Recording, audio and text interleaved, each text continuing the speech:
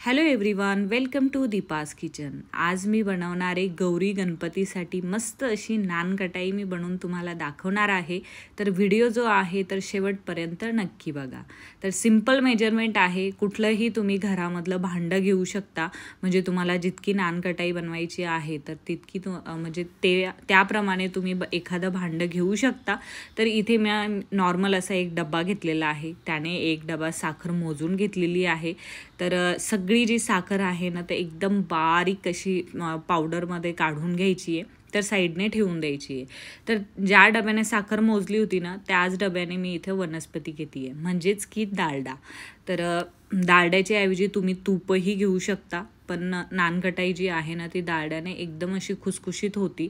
तर त्याच्यासाठी इथे काय करायचे, ज्या डब्याने आपण साखर मोजून घेतली आहे ना त्याच डब्याने इथे वनस्पती मोजून घ्यायचे, म्हणजेच की डालडा मोजून घ्यायचा आहे. आणि त्याला काय करायचं आहे, आपल्या हाताच्या सहाय्याने कमीत कमी 10 ते 15 मिनटं कंटिन्युअसली त्याचं म्हणजे एकदम असा रवेदार असतो ना, रवेदार असते ना वनस्पती, तर त्याच्यासाठी त्याला एकदम अशा म्हणजे काय बोलू शकतो, एखादी क्रीम कशी असती तर त्या प्रमाणात आपल्याला त्याला बनवायचं आहे. म्हणजे त्याच्यामध्ये एकदम असं दाणेदार भागच राहिला नाही पाहिजे इथपर्यंत आपल्याला त्याला फेटून घ्यायचं आहे.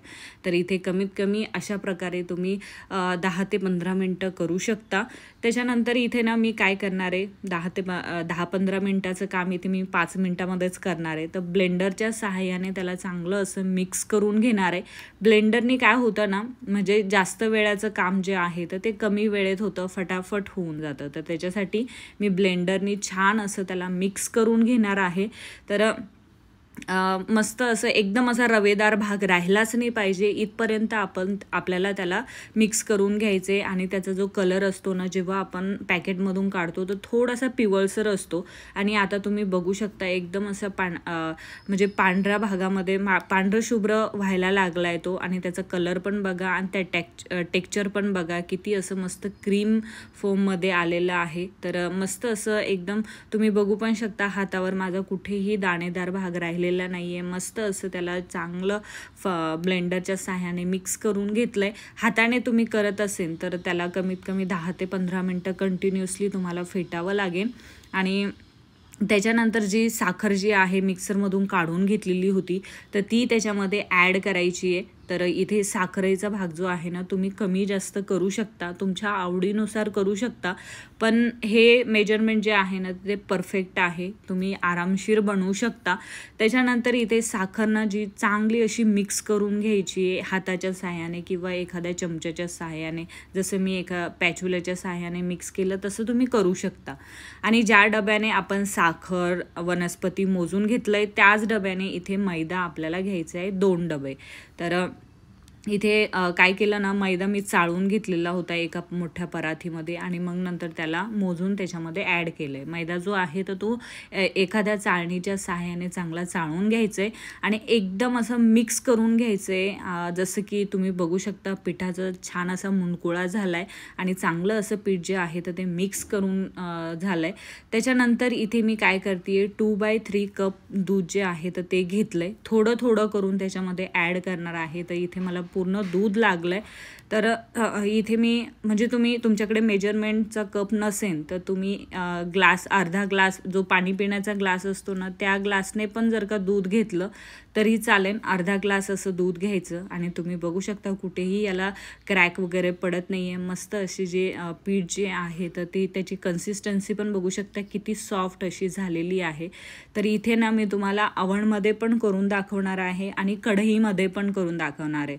म्हणजे की सगळ्यांकडेच कसं अवन नसतं ना, तर त्याच्यासाठी मी तुम्हाला कढईमध्ये पण दाखवणार आहे. तर इथे पहिले अवनसाठी म्हणजे अवन मी प्रीहीट करून करण्यासाठी ठेवलेलं आहे. आणि इथे मस्त अशा छोट्या छोट्या आकारामध्ये तुम्ही तुमच्या आवडीनुसार इथे त्याला आकार देऊ शकता. आणि नंतर ना इथे प्रीहीट झालेलं होतं आणि इथे अवनमध्ये मला 13 मिनटं लागणार होते.